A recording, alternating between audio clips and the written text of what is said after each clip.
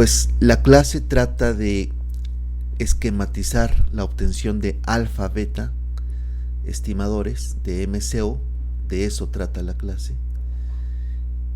Y va a ser con un ejemplo muy práctico. Ahora bien, presento mi pantalla. De lo que se trata acá es no solamente de hacer un cálculo formal, que ya lo hicieron ustedes, estoy con el supuesto de que ya realizaron la demostración de cómo se obtienen los estimadores alfa y beta con las ecuaciones normales. Fue una tarea que dejamos, y a partir de eso sabemos, sí, cómo obtener matemáticamente, formalmente, el beta 1 que está aquí en pantalla, que espero que ustedes ya lo puedan ver. El beta 1, que es en este caso la pendiente, una ecuación de la recta, y el beta 0, que es la ordenada al origen, que como pueden ver está en dependencia de beta 1. Ahora bien, este ejercicio también trata de resaltar la interpretación de cada uno de los estimadores. Ya no nos sirve, en el caso de esta clase particularmente, ya no nos sirve simplemente obtener las cosas formalmente y matemáticamente. Eso, de hecho, quizás no es tan importante como el saber para qué sirven las cosas. Es decir, para qué lectura tiene el beta 1, qué lectura tiene el beta 0, qué lectura tiene antes la media, la desviación estándar, etc. Voy a hacer un repaso de todos estos conceptos que están acá. Concepto de media, varianza, desviación típica, covarianza, correlación, estimador de beta 1 y beta 2 y el coeficiente de determinación. No solamente matemáticamente, sino también su interpretación económica, en el caso de este ejemplo, su interpretación en términos de la realidad, y eso va a ser, me parece importante. Ya después avanzaremos en estos otros, posteriormente. Son parte del capítulo 3 también. Tienen ahí ustedes una gráfica donde está en el eje de las X los kilómetros y en el eje de las Y están los minutos. ¿No es así? Ahí lo tenemos. Es un ejercicio en el cual estamos trabajando con una empresa de paquetería. Imagínense, DHL, Federal Express, en los cuales estas empresas lo que hacen es, a partir de un centro neurálgico, quizás en el centro de la ciudad de San Salvador, repartir diferentes paquetes. Y a ustedes como economistas les piden su empresa determinar qué empresa deben de contratar para dejar sus paqueterías o sus entregas de productos. Si Federal Express o DHL, por ejemplo, por decir dos empresas algo conocidas. Y claro, los minutos en que tarde la entrega de ese paquete va a quedar en función de la distancia que tenga precisamente ese paquete para entregar. Entonces, lo que tendríamos acá sería que si tienen pocos kilómetros van a tardar, no sé, 1000 minutos. Aquí las escalas están un poco no adaptadas quizás al caso de El Salvador.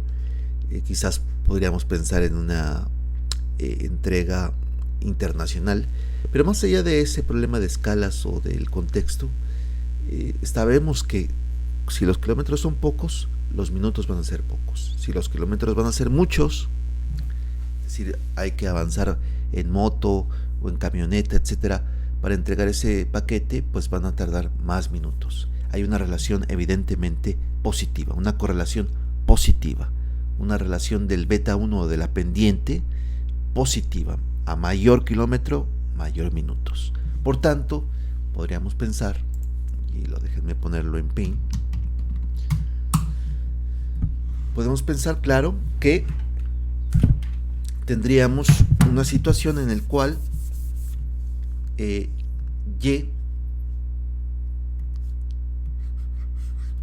va a quedar en función de un alfa, de un beta y de una x. Por tener consonancia con lo que hemos hecho anteriormente, en este archivo de Excel voy a poner beta 0, beta 1, ¿verdad? Y aquí tenemos entonces en efecto el modelo. Aquí estaría X,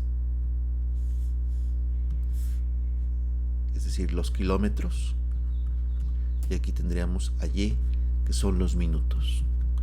Trataremos de poner las dimensiones en corchetes o en paréntesis rectangulares. Es una parte fundamental el análisis dimensional. Una área, mejor dicho, que ha sido descuidada en economía. Voy a plantear lo siguiente para que vean el descuido del análisis dimensional en la economía. Por favor, pongan atención en esta parte porque es una lección de economistas que no siempre la van a ver. No exagero, ahora que la vean ustedes dirán, verán cierta sorpresa. Ustedes saben que la función de Cobb-Douglas es Y igual a K alfa L beta. Si nosotros prescindimos del cambio tecnológico, si por ahora prescindimos de él, es decir, simplemente decimos que Y es igual a K a la alfa y L a la beta, sabemos nosotros que se están refiriendo al producto, al capital, producto, capital, y al trabajo. Esto es el argot no solo del econometrista, sino del economista. Bien, y sabemos que además en rendimientos constantes alfa más beta es igual a 1. Es decir, rendimientos constantes implicaría que si crece 10% los insumos, el producto debería de crecer al menos 10%. O en el caso de escalas constantes, pues exactamente 10%.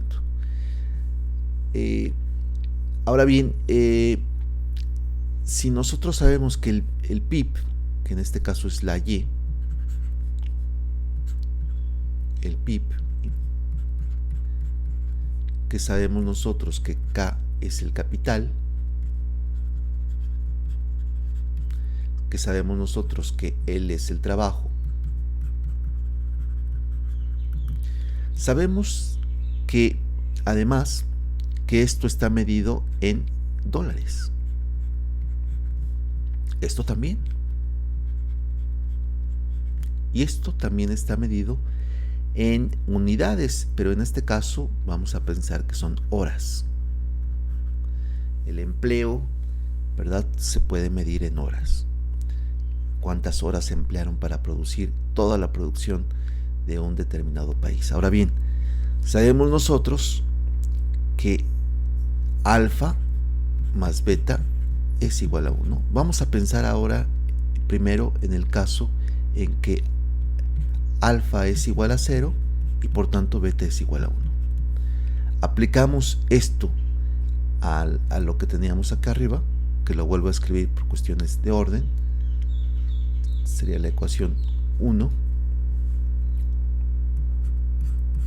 la ecuación 2. Vamos a escribir otra vez la ecuación 2 y decimos que es Y es igual a K alfa L beta y decimos que beta es igual a 1. Bien, si esto fuera cierto, entonces tendríamos dólares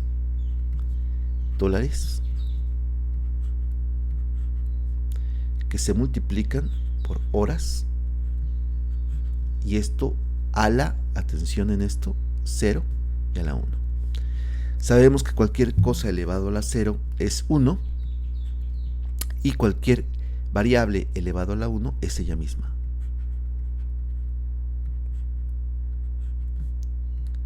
por tanto tenemos que dólares son iguales a horas. Y esto es una inconsistencia dimensional. Esto es una inconsistencia teórica. La función Cobb-Douglas, la famosa función Cobb-Douglas que sirve para el análisis macro y micro, tiene una inconsistencia dimensional. En el caso, en cambio, cuando tenemos que,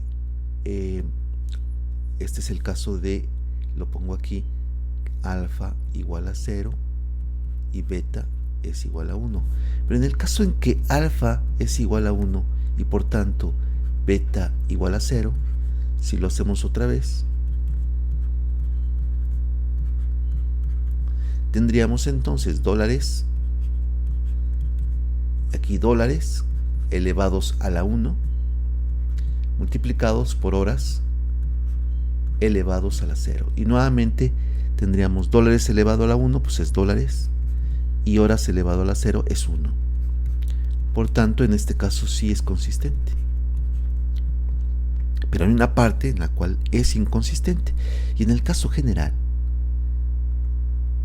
en el cual alfa es una parte fraccionaria, digamos 2/3, y beta es igual a 1/3, en ese caso, dado que suman 1, tendríamos que y, este es el caso más general, donde recuerden ustedes, en el fondo, en macroeconomía, alfa es igual, si está asociado acá, es la productividad marginal, el capital. Y en este sentido estaríamos hablando acá de, fíjense ustedes, de las ganancias.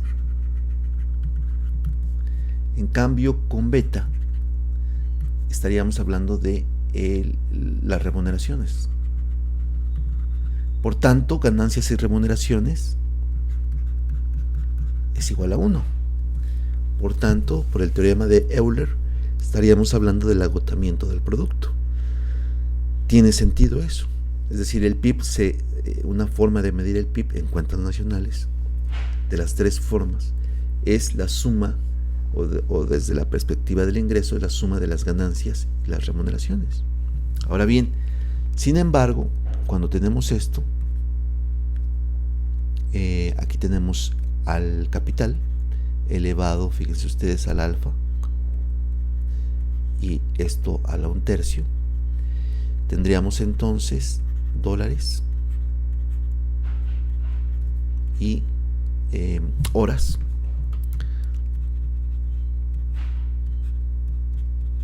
y aquí dólares. Pues sucede que esto no se puede reducir, es decir, va a existir la existencia, valga la redundancia, de dólares en los cuales van a ser iguales a dólares multiplicados por horas. O sea, no, el hecho de tener un exponente fraccionario no las elimina, no las vuelve 0 ni 1. Con lo cual estamos diciendo que los dólares son iguales a dólares por horas, lo cual es una inconsistencia, y este es el caso que empíricamente manejamos nosotros. Pero se mueve entonces dimensionalmente desde la inconsistencia de que dólares sean iguales a horas. En el caso en el que, fíjense ustedes, que las ganancias sean las predominantes y los salarios sean 0, lo cual no es un caso real. Y en el caso real, empírico, que no es igual a 0 ninguna de las dos, ganancias ni salarios, y que por tanto los dólares es una multiplicación de dólares por horas, lo cual no tiene sentido.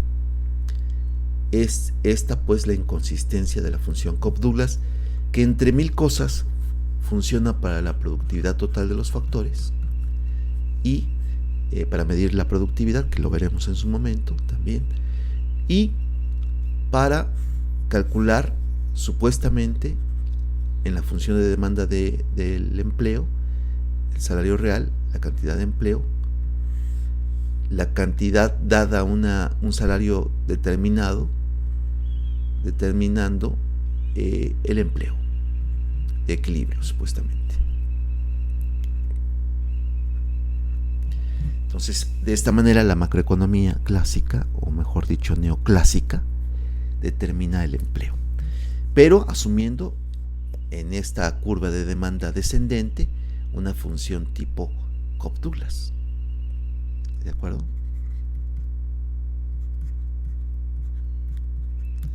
Bien, por ahí tenemos un video donde demostramos cómo se obtiene el alfa y cómo se obtiene el beta de esta función Cobb-Douglas, pero no es el tema. El caso es que con esto demostramos de que en esta ecuación tiene dimensiones. Cada ecuación en economía tiene dimensiones. Y por tanto, si esto fuera cierto, si esto decimos que X está en kilómetros, y decimos que Y, ¿verdad?, está en minutos, para que esto tenga sentido, necesariamente, lo voy a poner más claro aquí abajo, me parece que va a quedar mucho mejor. Pondré aquí Y igual a beta 0 más beta 1, X. Hemos dicho que estos son kilómetros, hemos dicho que estos son minutos, está ahí en la gráfica, y aquí. Y para que tenga sentido esto, necesariamente, para que este monomio que está aquí sean minutos, este beta 1 tiene que ser un convertidor de kilómetros en minutos, y por tanto la naturaleza dimensional de beta 1 tendría que ser minutos por kilómetro. Vean que tiene sentido. Y a fortiori, el beta 0, para que se pueda sumar con ese monomio que es minutos, porque aquí kilómetros que van y kilómetros que se multiplican y que dividen, se van, tiene que ser a fortiori minutos. Por tanto, y atención, porque les voy a preguntar algo relacionado con el problema que veremos hoy, ¿cuál es el significado de beta 0? ¿Cuál es el significado de beta 1? Entonces, dicho eso, ya aclarado que dimensionalmente sí que coincide, es consistente, porque se está sumando minutos aquí con minutos acá. Y el resultado no puede ser más que minutos aquí también. Con lo cual, dimensionalmente, el análisis dimensional lo pasa. Dicho eso, vamos pues a Excel, vamos al ejemplo y decimos en primer momento. Vámonos entonces con el concepto de media y decimos, tenemos acá, por deferencia a ustedes, lo voy a hacer un poquito más grande, en la medida que pueda. Ahí está. Siempre me pueden interrumpir, compañeros, siempre me pueden decir, póngalo más grande, lo ponemos más grande en la medida que se pueda. Ok, vean por favor los dos vectores amarillos.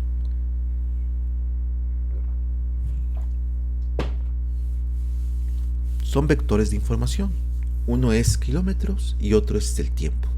Si vas a entregar un paquete, digamos de San Salvador, a 215 kilómetros a la redonda, vas a tardarte, en este ejemplo hipotético, 1440 minutos. Si digamos fuera el doble de tiempo, más o menos 480 de kilómetros de distancia, tardarías supuestamente aquí lo mismo. Ahí sería un error. Pero si fuera 550, sería, es decir, más o menos el doble también. Serían en minutos más o menos el doble, porque serían 2880. Si fuera en el décimo caso, 1350 kilómetros, o sea, bastante distancia, tardarías supuestamente aquí 6480 minutos. Muy bien. Bueno, pues la media simplemente es la sumatoria de todo esto entre 10. En este caso, dado que la suma es 7620, pues es 762. Y acá lo mismo. La sumatoria es 41.000 y por tanto es 4.000 la media. 4.104. Bien, hasta ahí todo bien. ¿Y qué diablos es esto? Pues es, ustedes saben, lo ponemos acá por cuestiones de determinar matemáticamente las cosas, y decimos la media no es más que la sumatoria de todas las observaciones entre el número de ellas. Por tanto, no es más que un promedio de lo que vale esa, en general, cualquier observación dentro de esa muestra. Para efectos prácticos, dentro de esas 10, si eligiera al azar alguna de esas 10, en promedio valdría 762. ¿762 qué? 762 kilómetros. Entonces, en promedio, dirían ustedes, mis clientes están a 762 kilómetros. Ah, bien, interesante.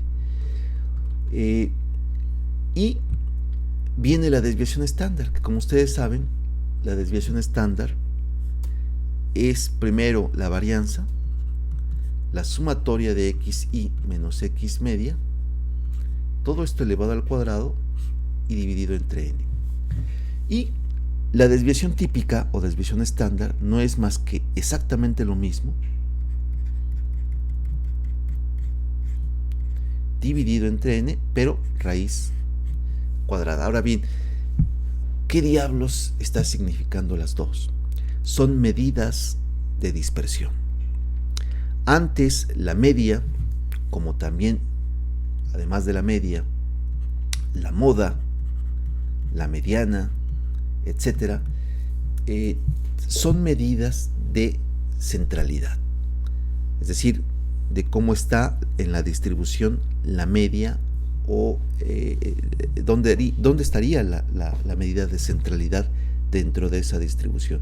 Bien, pues estas dos son dónde estaría o cómo estaría la dispersión dentro de esa distribución. Ahora bien, si se dan cuenta, la varianza está utilizando como medida algo fundamental en econometría, que es la desviación. Es decir, xi menos x barra.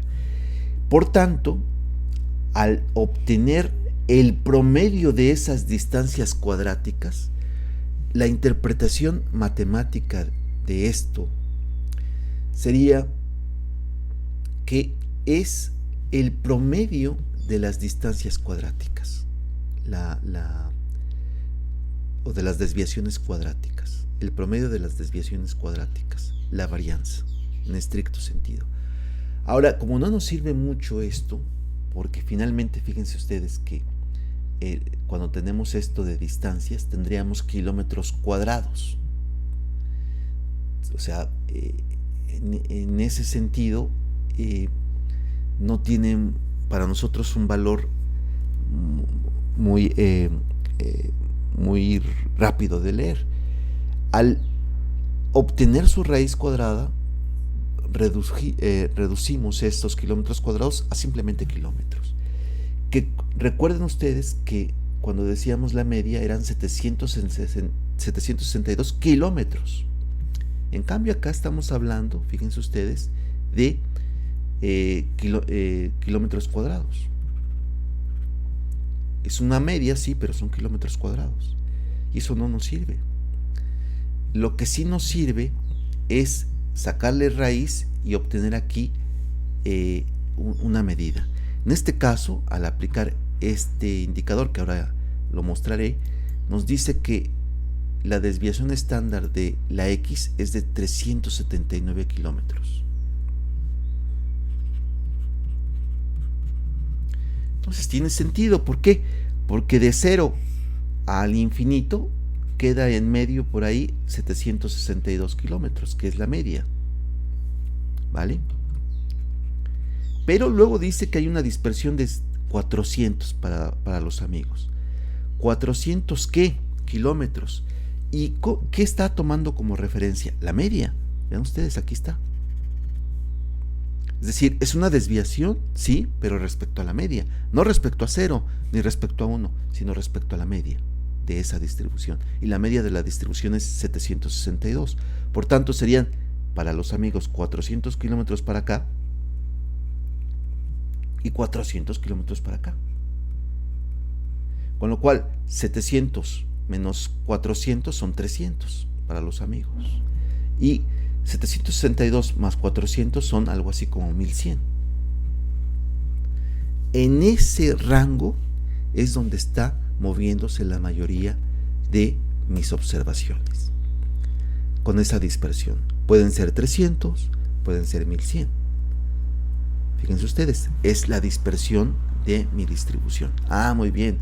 Perfecto. Entonces, matemáticamente, sumatoria de xy entre n es igual a 762. Sí, pero ¿qué es eso? Pues es la medida central de mi distribución. Bien, la dispersión, me estás diciendo que es mejor la desviación típica que la varianza en este sentido. Sí, ¿por qué? Porque me está diciendo 379 kilómetros. Matemáticamente es la raíz cuadrada de las desviaciones cuadráticas en promedio. Bien, eso es matemáticamente. Pero ¿qué me dice el 379? Pues es lo que se desvía respecto a la media, tanto a la izquierda como a la derecha de ese valor central, de esos 762. Ah, interesante. Bien, vamos a obtener pues entonces la media. Ahí está, 7620 entre 10, 762. Ahora bien, viene la desviación típica. Calculamos primero la varianza. Y eso implicaría obtener la desviación de x, aquí está, con respecto a la media. Es decir, ese 547 negativo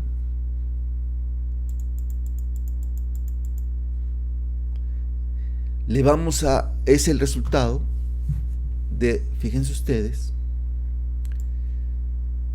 de restarle a 215, que es la observación, 762. Esa es la desviación. Ahora, como necesito elevarla al cuadrado, pues la elevo al cuadrado acá. Y es un número enorme. Saco la sumatoria. ¿De acuerdo? Me da esto. Ahora lo divido entre n. ¿De acuerdo? Entonces, lo haría aquí. Sería este número entre 10, porque son las observaciones.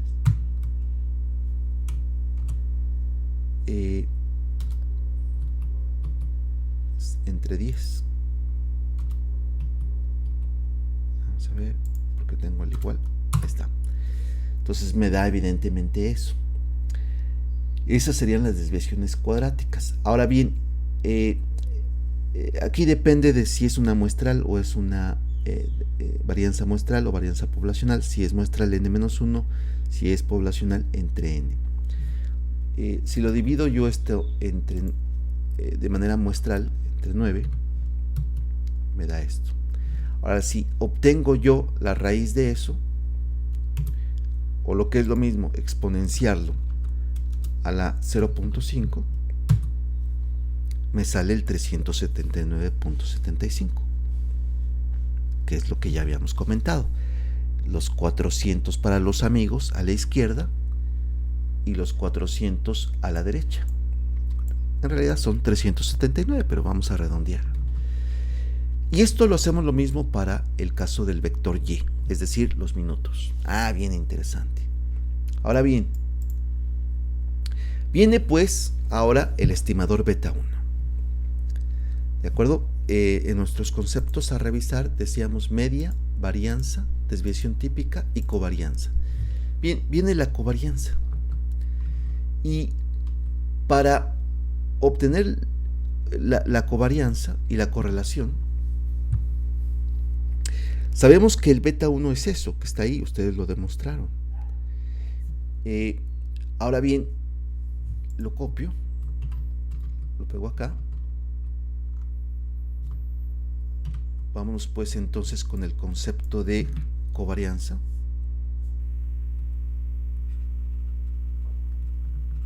Y correlación. ¿ok? Perdonen, mi caligrafía ha empeorado con esto de que casi uno escribe ya en, en, en la computadora, en el teclado, y la caligrafía he visto que de por sí era mala, pero es que ahora es pésima, ¿no? Entonces, qué bueno que lo estoy diciendo y además escribiendo, así ustedes al menos tienen dos informaciones. Voy a intentar de hacer otra vez circulitos y palitos, pero veo que como escribo siempre más en teclado, pues va a estar un poco difícil. Así que por lo pronto lo digo y lo escribo. Covarianza y correlación, ambas son medidas de asociación. Así como antes veíamos que existían medidas de centralidad, la media, la moda. La moda es dentro de la distribución la observación que se repite más. Por eso de ahí la moda, ¿no? Si alguien lleva los pantalones de un cierto modo y otro también, y otro también, y otra también, y otra también, pues es que es una moda, se está repitiendo. La mediana sería la medida central de una distribución también, sí, pero una distribución que se está ordenando de menos a más. Ahora bien, las medidas de dispersión no solamente son esas que mostré, hay otras medidas de desigualdad o de distancia. El índice de Dale, el índice de Gini también es una medida de dispersión en cierto sentido o de distancia.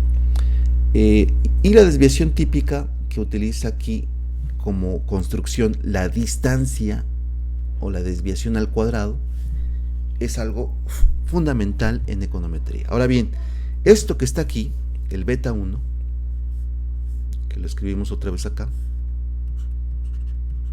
es igual a la sumatoria de xy menos n veces x media y media, cortado entre sumatoria de x al cuadrado menos n veces x media al cuadrado. Ahora bien, se va a demostrar, y esto lo vamos a hacer con sumatorias, de que esto es igual a la covarianza de x, y. Y que esto acá, en el denominador, es la varianza de x. Es igual a eso. Y la covarianza no es más que la sumatoria de xy menos x media multiplicada por y media. Y, como hemos visto, la varianza es la sumatoria de xy al cuadrado. Ahora bien, si estamos hablando de un proceso poblacional, esto sería entre n y esto entre n. ¿De acuerdo? Con lo cual, pues ahí estaría poblacional, pero si fuera -1, fuera muestral, no pasa nada. Es independiente la medida de si lo estamos observando muestral o poblacionalmente. Ahora bien, ¿qué sucede? ¿Cuál es la interpretación de la covarianza? Vamos a verlo geométricamente. Si nosotros observamos con cuidado, en este caso, cómo se distribuye la distancia y luego los minutos,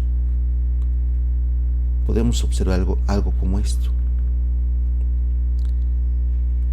Aquí a la izquierda están los minutos que están causando, los kilómetros que están causando los minutos o el tiempo de entrega. Si se desvía, en el caso del primer ejemplo, vean ustedes que la desviación es de menos 547, es decir, que esto sería la media, y se está desviando hacia la izquierda 547 negativos. ¿Cuál es la respuesta de los minutos?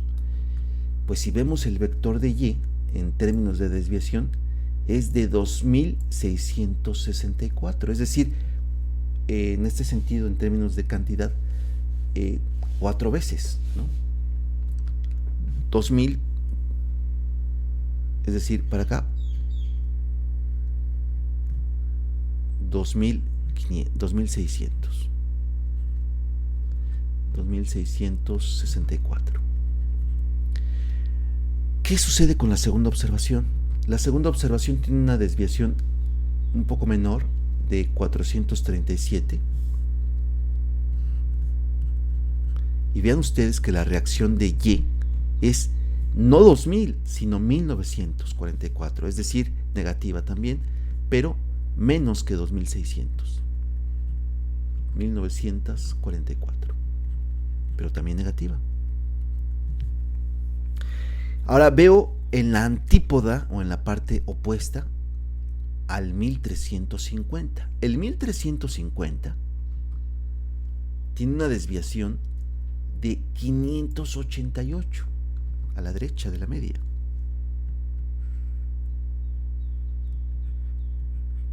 ¿Cuál es la respuesta de Y? La respuesta de Y es de 2300.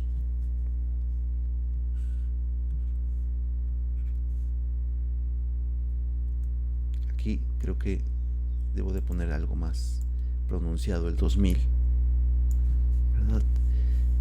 Tendríamos entonces 2376. Ahí está. Vean ustedes algo muy importante. La desviación, si es negativa, está respondiendo la variable Y de manera negativa. Si es en cambio positiva, está respondiendo de forma positiva. Por tanto, hay una correlación directa. Esto es importante. Si una baja, la otra baja. Esto es importante. Hay una relación, vean ustedes, entonces, directa proporcional. Por eso es que la correlación que veíamos antes en la gráfica, pues tenía este ejemplito, ¿verdad? Una pendiente positiva. Es directamente proporcional. Por eso es la pendiente positiva. Porque si X sube, Y sube. ¿Ok? Hasta ahí estamos bien. Esta sería una interpretación de la covarianza. La covarianza no es más que la sumatoria de todas estas desviaciones, el promedio de ellas. Entonces tendríamos que en promedio, ¿qué es lo que sucede por acá? Bueno, pues en promedio está sucediendo, ¿verdad?, que si una baja, si X baja, esta baja. Hay una asociación, por tanto, de que si X baja, Y baja. Y si al contrario, si X sube, Y sube. Por tanto, hay una relación directa proporcional, una asociación directa proporcional. Ah, interesante. Entonces, esta es la interpretación de la covarianza. La media es una medida de centralidad. Las medidas de desviación o la desviación típica es una medida de dispersión, de cómo está variando en la distribución mi variable. Y en cambio, si hablas de dos variables X y Y, estás hablando de cómo se están asociando, ¿sí? Y la correlación, si la correlación es esto mismo, es decir, la covarianza de XY dividida entre la desviación típica de X multiplicada por Y. Eso es la correlación matemáticamente. O, dicho de otra forma, sumatoria de XY menos X media, que multiplica YI menos Y media, ¿sí? Pero dividido entre la desviación, típica de X y de Y. Ahora bien, mientras la covarianza está implicando que está entre menos infinito y más infinito, la correlación nos tiene una ventaja sobre la covarianza, siendo las dos medidas de asociación. La correlación está entre menos 1, acotado en menos 1, y acotado a 1.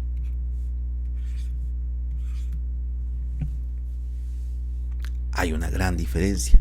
Si yo te digo, oye, la covarianza de tu salario respecto a tu experiencia va a ser de más infinito, y tú dices, híjole, pero ¿y eso qué significa en lo concreto? Eso es una cosa. Y si yo te digo, ¿sabes qué? La correlación de tu experiencia y tu salario va a ser del 0.99%, dices, oye, pues sí, entonces voy a tener mucha experiencia para tener mucho salario, ¿no? Bueno, pues muy bien. Esa es pues la diferencia más exacta, más detallada, más acuiciosa de correlación respecto a la covarianza. Y esta la obtenemos acá. Siendo las 9:51, obtenemos pues la correlación. La covarianza, aquí está, la multiplicación de las distancias de X y de Y, el promedio de esas distancias. Fíjense que también se podría decir eso. La covarianza no es más que el promedio, aunque es n-1, pero es realmente casi el promedio. Es el promedio de los productos de las distancias de mis variables, o del producto de las desviaciones de mis variables. Bien. En este caso, la sumatoria de X y por Y, o las distancias, la pongo por acá. Esta multiplicación de estas distancias o de esas desviaciones es, vean ustedes, 6.700.000. 6.700.000. Pues me voy hacia acá. 6.700.000 entre 9. Me da una covarianza positiva de 744.000, que no me dice mucho. Pero si las divido entre la desviación típica que ya habíamos calculado de X de 379 y la desviación típica bajo el mismo proceso de Y, que es de 2065 y que está acá, déjenme ponerlo más pequeño, no tengo de otra. Aquí está 379 para X y 2065 para Y. Si yo pongo esos datos acá, estos que están aquí los pongo acá, me da, vean ustedes, una correlación positiva de 94,89. Es decir, que se están asociando, se están correlacionando, en este caso 9.94, es decir, se acerca a 1, es positiva y es muy fuerte. Es de signo positivo, por tanto es una relación directa proporcional, pero es que además es muy fuerte. No es 0.2, no es 0.3, no es 0.4, no es 0.5, sino es 0.9. Con lo cual es positiva y fuerte la correlación. La covarianza no me decía mucho. 744.000, sí, pero ¿y eso qué? Era un poco la relación de la varianza con la desviación típica, ¿no? La desviación típica me dice un número concreto que tiene sentido, una dimensión, kilómetros, o en este caso minutos, ¿no? Fíjense ustedes que el promedio en que se tarda la entrega de un paquete en el caso de esta empresa, pues es de nada menos y nada más que de 4.104 minutos. Pero puede tener una dispersión tanto a la izquierda como a la derecha de 2.000 minutos. Con lo cual puede ser pues 0 para todos efectos prácticos, o 24, o 2.400 minutos. 2.400 minutos. No, tiene más sentido. Es 4.000 media. Si le quito 2.000, pues serían 2.000.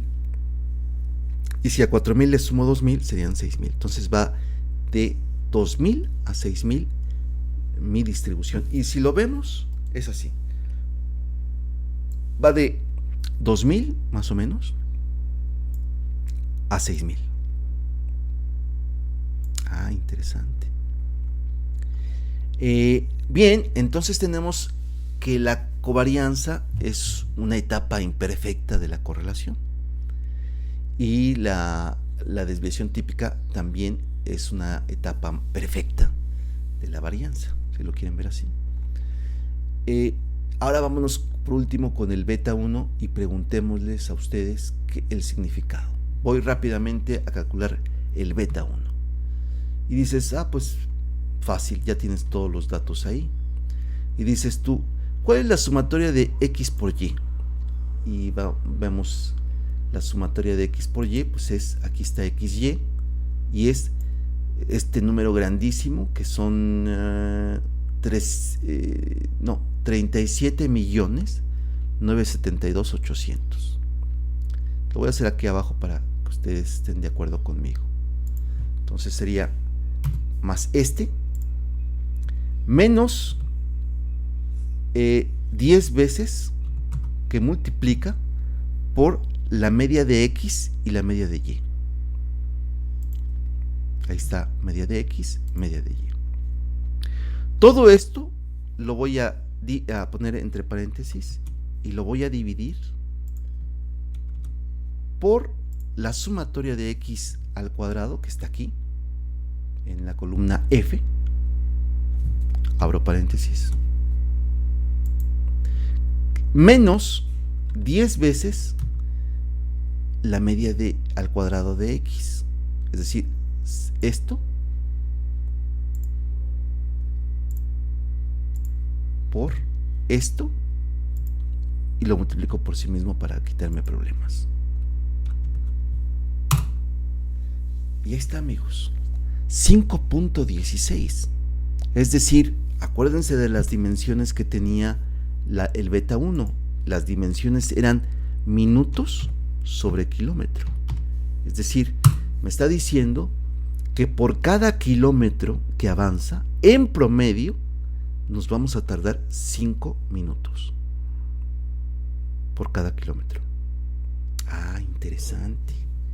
Esa es la lectura de beta 1 y viene de comprender de dónde diablos venían las dimensiones. ¿Cuáles eran sus dimensiones? Esto generalmente decimos que es una tasa de cambio, sí, pero una tasa de cambio ¿entre qué y qué? Entre minutos y kilómetros. Un incremento de kilómetros, ¿cuántos incrementos en minutos tiene? Pero las dimensiones son estas. Entonces, es un promedio. Estamos diciendo que en promedio está teniendo ese empuje, esa digamos velocidad, ¿no?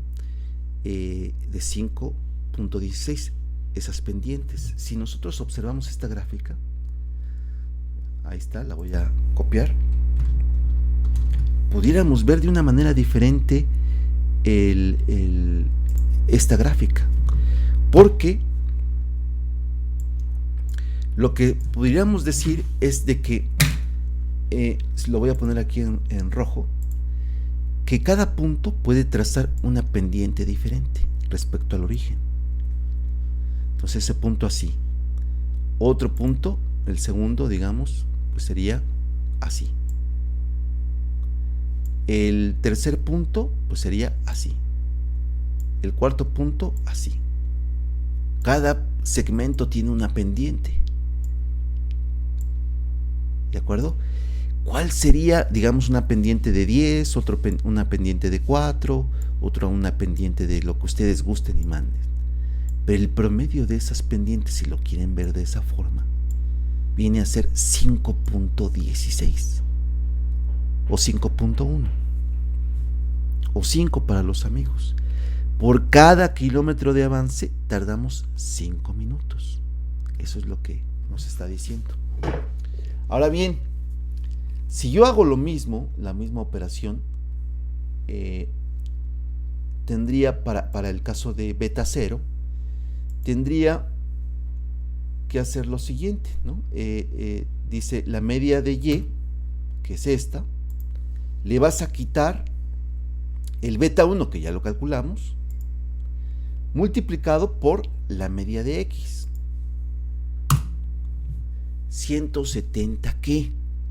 170 minutos. Hemos demostrado eso antes. Aquí está.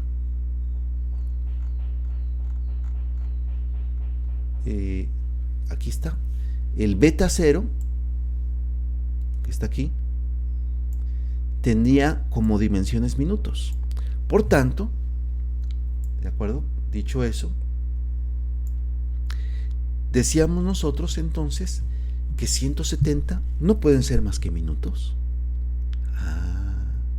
Entonces mi ecuación estás diciendo que es que los minutos que voy a tardar son 170 minutos más 5.16 minutos por kilómetro multiplicado por los kilómetros en los que esté el paquete o el cliente al que le voy a dar el paquete. Ah, pues sí. Con lo cual, si se respetan los supuestos de MCO, que como ustedes vieron son casi como 10 supuestos, se garantiza que la línea que está en esta gráfica a la derecha minimiza las distancias de cada punto hacia la recta que está en negro, que es el error. Lo copio otra vez. Cada punto implica también un error. Es decir, la observación, digamos que está aquí, que es más clara para mí ponerla. Esto es Y, el valor real de Y. Esto que está aquí. Pero la distancia que está de aquí, de la recta hacia 0, esto que está aquí, no es otra cosa que el Y estimado. Hat. Y lo que voy a poner en azul, es decir, esta distancia de lo real a lo estimado, es el término de error.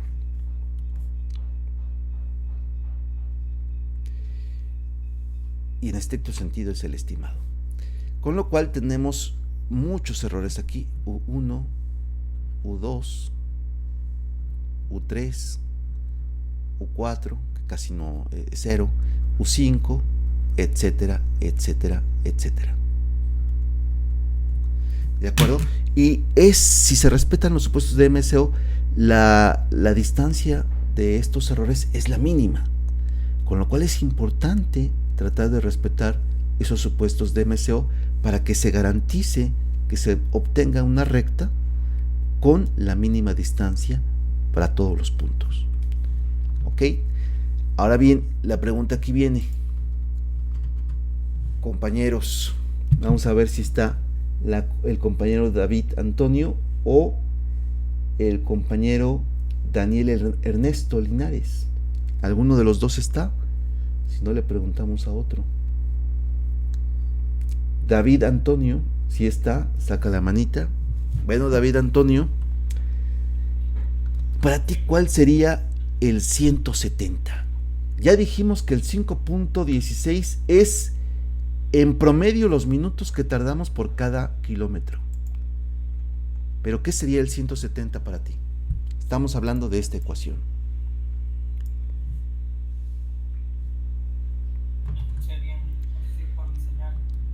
¿Cómo no? Te lo paso acá. Mira, esta gráfica que tenemos aquí, esta gráfica que está aquí, de hecho, tiene como ecuación esto que te voy a poner por acá. De hecho, creo que lo puedo poner mejor así. Te lo pongo acá. Ahí está.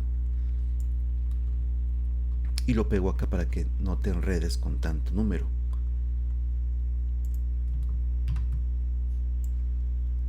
Ahí está, compañero. Bien. Ahí tienes los resultados. Yo te digo que ¿sí lo puedes ver ahora? El 5.16 es el promedio en que por cada kilómetro que tenemos que entregar un paquete, pues nos tardamos 5 minutos. Para los amigos, 5.16. 5 minutos para los amigos. Ahora, ¿qué diablos es el 170? Ya sabemos que es minutos, ¿no? Sabemos que es minutos, 170 minutos. Pero, ¿cuál es su interpretación económica? Sería como, no sé, sería como el promedio de minutos que tendría que ser por cada distancia indiferentemente de la entrega. Exactamente, pero imagínate que la paquetería Federal Express está en el centro de San Salvador. Ahora bien, si esto es así, ¿qué significa el 170? Ráscale a la cabecita ahí, a ver. ¿Qué podría ser? porque a ti como economista te están contratando tu empresa, la empresa de computadoras, digamos, y te están diciendo, oye, pues, ¿qué diablos significa el 170? Porque obviamente a mí como empresa me interesa que tarde menos tiempo la entrega. Y ese 170 se me hace muy gordo, muy grueso. ¿Qué es? ¿Por qué? ¿Por qué existe 170? ¿Qué es el 170? 170 sería como los minutos ya estándar debido a los pedidos hechos en un envío. Entonces 170 es ya los medios exactos fijos que se tardan en hacer el envío. Eso es lo que llevo ahorita la rasca en la cabeza. Ok, muy bien, y qué bueno, perfecto. A ver, algún otro comentario de algún otro compañero que puede opinar. ¿Algún otro?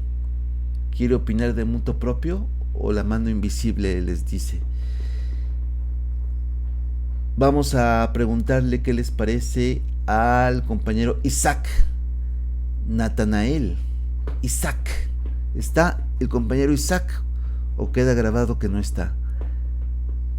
A las 3, 2, 1, compañero Isaac no está, que conste que lo tomamos en cuenta.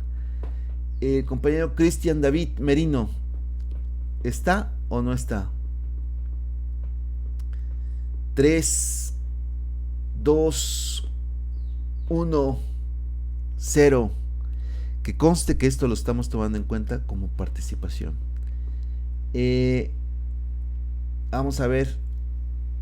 Daniel Ernesto Linares, que le había preguntado, me parece. Daniel, ¿se encuentra? ¿Sí o no?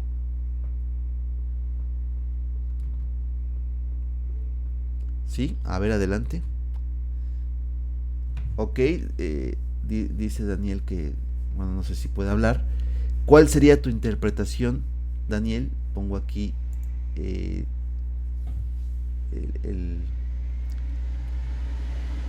lo que sería el chat, si es que no me pierdo. Vamos a ver, aquí está. ¿Cuál sería tu interpretación del 170, Daniel? Estás en Federal Express, estás observando cómo están llevando los paquetes, las tarjetas gráficas, las memorias RAM, la CPU, los monitores, etcétera, etcétera, bien empaquetados, etcétera, etcétera. ¿Cuál sería el 170 para ti? ¿Qué es la lectura de 170?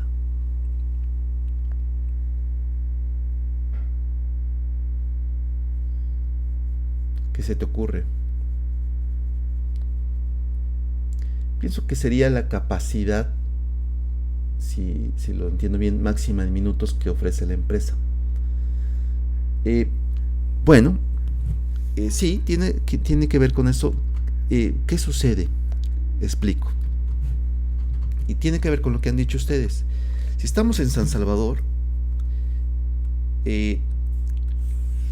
lo que tenemos nosotros es de que sí, pues si la distancia es esta, pues tardamos una cantidad de minutos, pero si es esta, pues más minutos.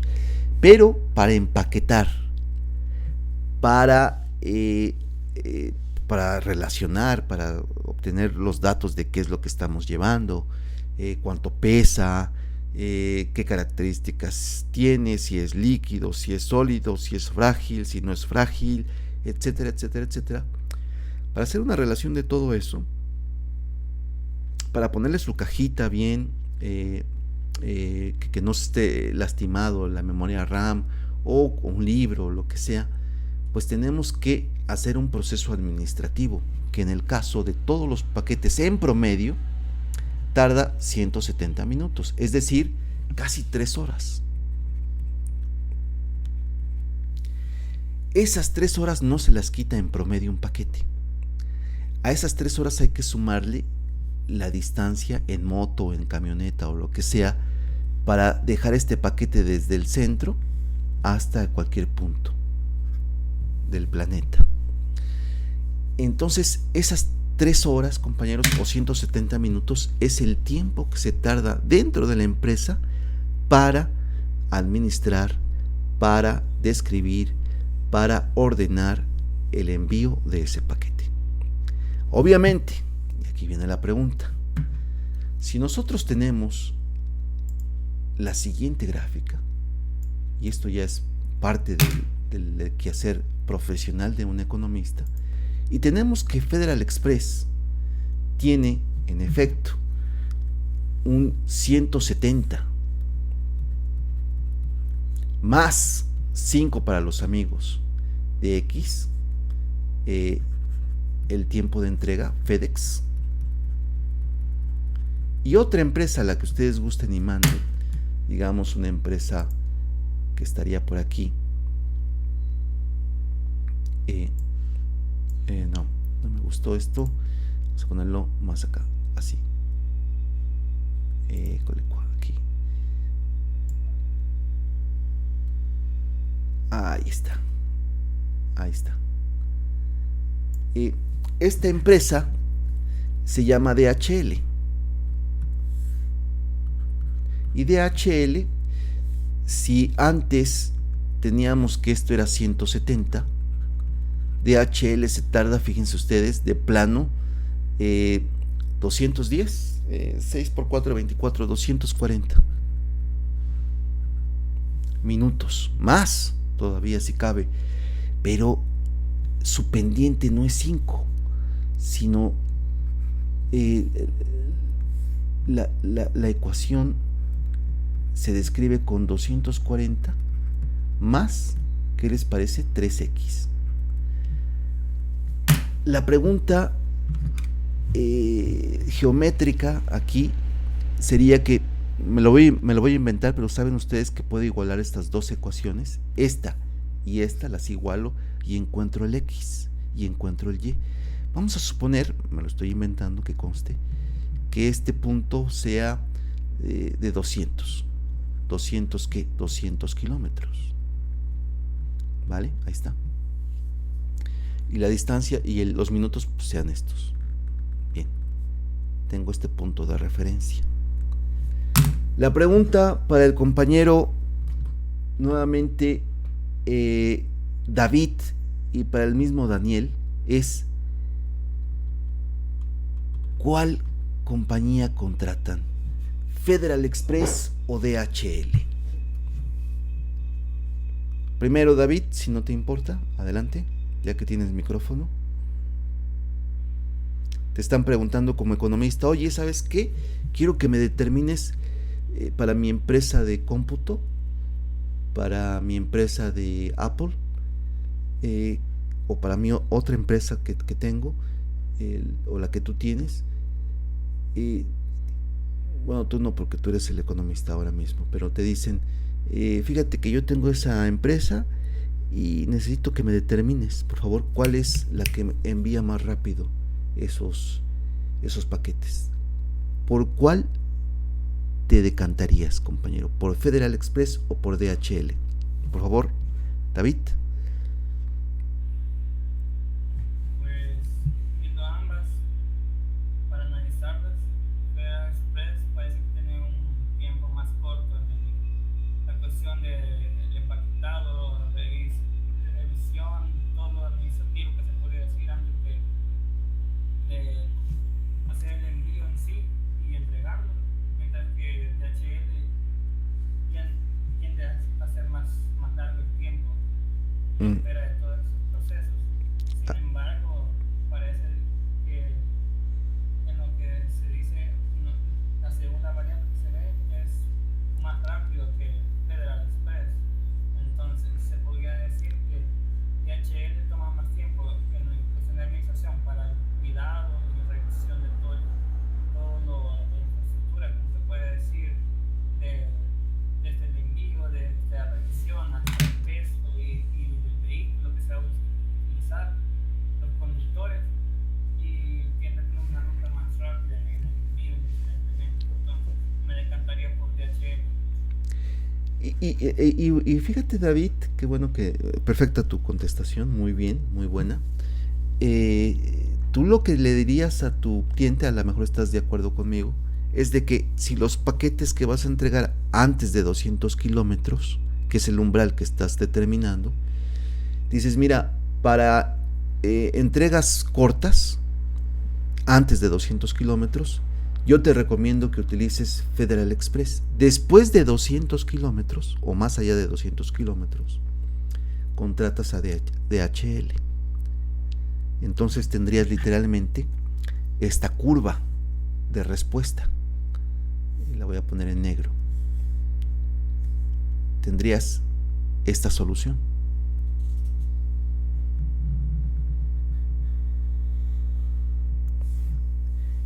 Y eso se hace con parte de una empresa y con parte de la otra. Esa tendría que ser tu asesoría, compañero David. ¿De acuerdo? Un poco para detallar un poquito más tu respuesta, que es correcta, ¿de acuerdo? Pero que en este caso la tenemos que bifurcar, que dividir en dos.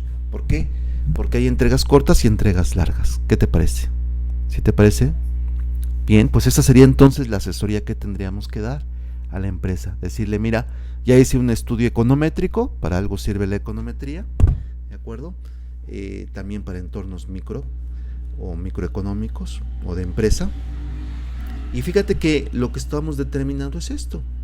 Ah, interesante. O sea que tú me dices que si tengo una entrega a Panamá o una entrega a Perú, son más de 200 kilómetros, pues que definitivamente DHL, así es.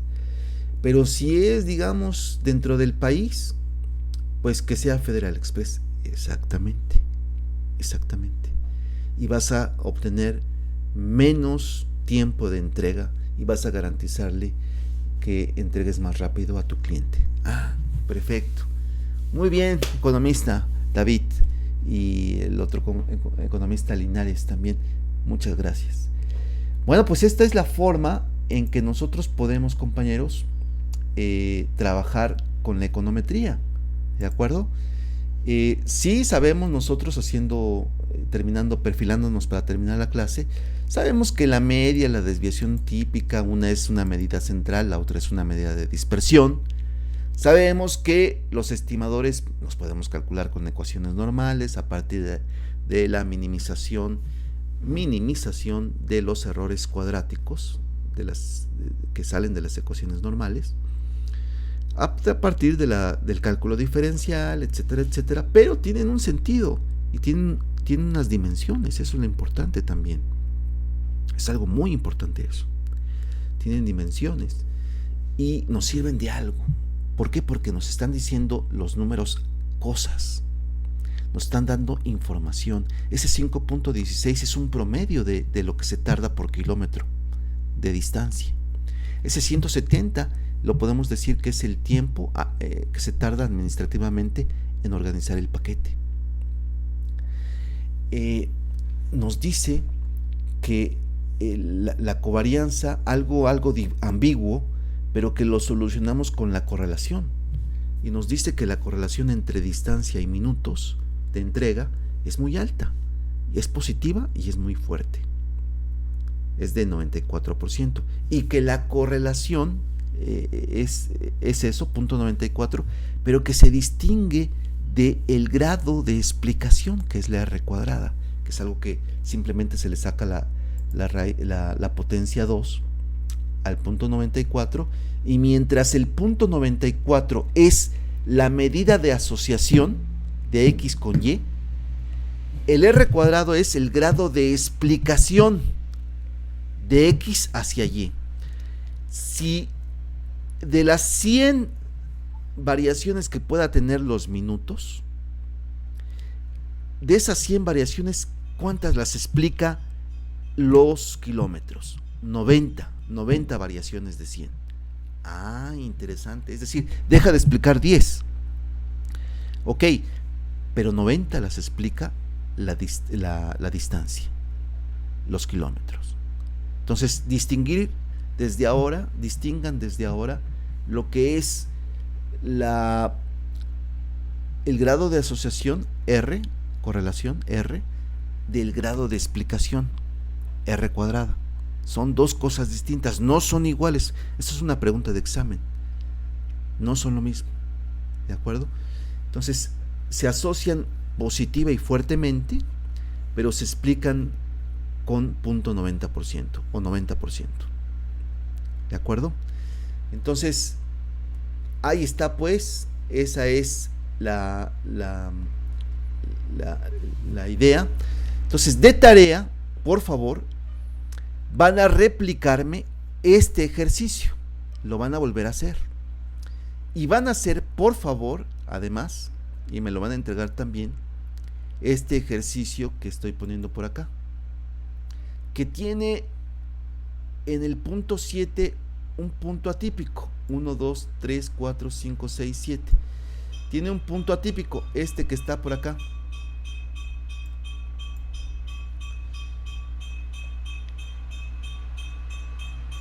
¿De acuerdo?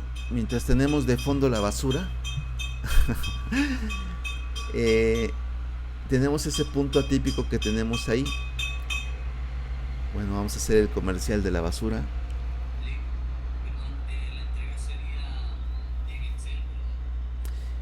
Sí, esto es importante, qué buena pregunta que me haces. Esta pregunta es importante. Estamos diciendo que todo tienen que replicarlo, en este caso en Excel, porque estoy haciéndolo en Excel.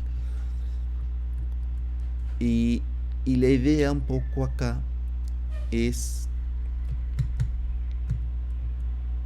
vean ustedes cómo cambia. Ahí está.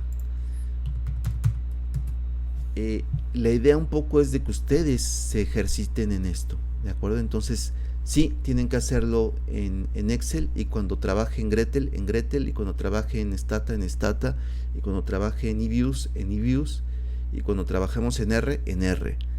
Entonces, tienen que instalarse desde ya su Gretel. Ya les envié cómo instalar el Gretel. Es muy fácil, ¿de acuerdo? Y bueno, pues miren, voy a hacer esto. No lo hago generalmente por el tiempo, pero hoy sí me dio tiempo. Voy a ponerlo por acá. El ejercicio, aquí está.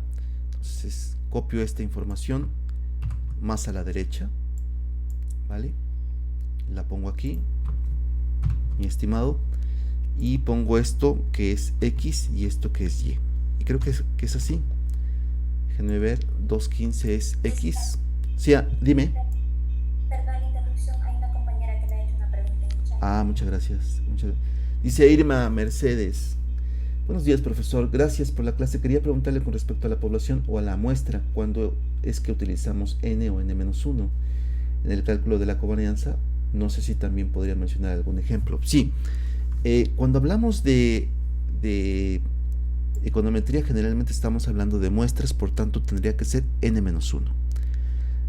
Los cálculos que subyacen aquí es n-1. De hecho, este 379 viene de n-1.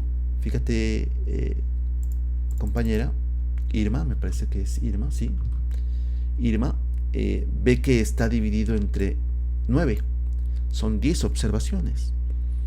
Entonces, todo el cálculo se hace entre n-1 porque se supone que estamos trabajando siempre con muestras. Sin embargo, en el caso de la covarianza y la correlación, habíamos comentado que realmente eso no importaba en este caso en particular, porque si tu covarianza en el caso de beta 1, perdón, más que de correlación, en el caso del beta 1 no importa si es n-1 o n, porque como divide y multiplica, si fuera aquí n y aquí fuera n también, o tiene que ser n, si es n aquí arriba, tiene que ser n acá abajo. Se elimina. Si es n-1, se elimina también en el caso de beta 1. Pero la covarianza muestral va a ser diferente a la covarianza en efecto poblacional. La covarianza va a ser en efecto, vean ustedes, la sumatoria de xi menos x media, yi menos y media. Si es muestral sería n-1, esta sería la covarianza muestral, xy. Y si fuera poblacional sería entre n. La diferencia es realmente muy pequeña, pero para efectos del concepto de sesgo es crucial. Vamos a ver esto con más calma y vamos a mostrar cómo en efecto hay un sesgo, pequeñito pero lo hay. Y el sesgo consiste en que por mucho que tu n tienda a infinito, dentro de que lo vas a calcular entre n-1, pero por mucho que esto se incremente, si estás dividiendo entre n o entre n-1, estos cálculos no van a ser iguales, jamás, por mucho que esto sea muy grande. Y para todos los efectos prácticos en econometría, generalmente estamos trabajando con muestras de 100 o a lo más de 200 o algo así. No va a casar, no van a ser iguales jamás. Entonces puede ser que sea un motivo de sesgo estos dos. Lo vamos a ver con un ejemplo más adelante. ¿Te parece, compañera Irma?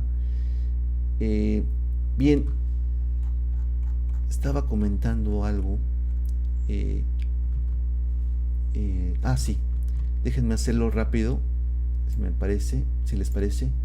Copio esto, son 10 casos, control C, abro eViews, que ya deberían de tenerlo porque sé que con Sigfredo trabajan con eViews. Ustedes se van directamente a eViews, ahí está, lo estoy abriendo en este instante, y ustedes sabrán que me voy a crear un nuevo archivo, datos irregulares, sin estructura, son 10 observaciones, conste que esto se está quedando grabado, y me voy a Quick, me voy a grupo vacío, subo, no pego aquí, sino subo, y aquí sí pego, control V. Déjenme ir allá porque parece ser que se quitó la... Ok, déjenme ver si me deja copiar o es que no me deja copiar. ¿Qué pasa? Vamos a ver.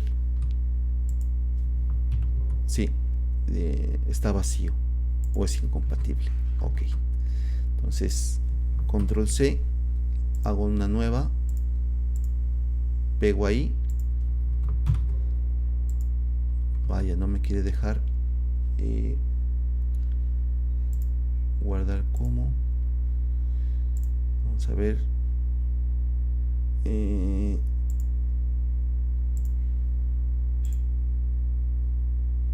A ver si ahora sí. Control C, creo que ahora sí. Control V, ahora sí.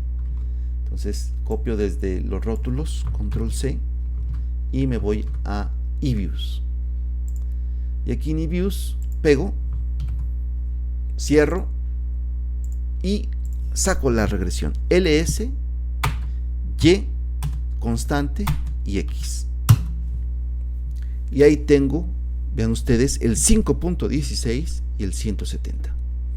Tengo una R cuadrada del 90%, ¿de acuerdo? Es estadísticamente significativo, ya lo veremos después, porque la T calculada es mayor que 2, es 8.5, ¿de acuerdo? Y los residuos son estos, ¿de acuerdo? Entonces, tenemos pues que rápidamente en eViews podemos calcular esto. Y esto también se puede analizar desde luego con Gretel, pero esperaría que ustedes tengan ya sus trabajos, sus computadoras ya trabajadas, instaladas con Gretel y con eViews. Bien, queda clara pues entonces la tarea, compañeros. Con esto termino. Ahí mismo en el archivo que les envié está el ejercicio. Hay que sacar todo eso de nuevo y hay que replicar el ejercicio que vimos el día de hoy. Esto es para el sábado a la misma hora en la que hemos quedado. ¿Alguna duda? ¿Alguna pregunta? ¿Algún comentario más? ¿Todo bien, compañeros? Sí, Irma, vamos a ver eso con más calma, no te preocupes. Entre n y n-1. Bien, pues si no hay más, compañeros, ha quedado grabada esta sesión. La voy a subir esta sí a YouTube y ustedes además la tienen grabada por la compañera que inició la grabación. Bien, sin más, Carol, Elsie, Cristian, David, demás compañeros, les envío un abrazo. Cuídense mucho y nos vemos después. Hasta pronto. Gracias. Hasta luego. Adiós. Adiós, Fabio.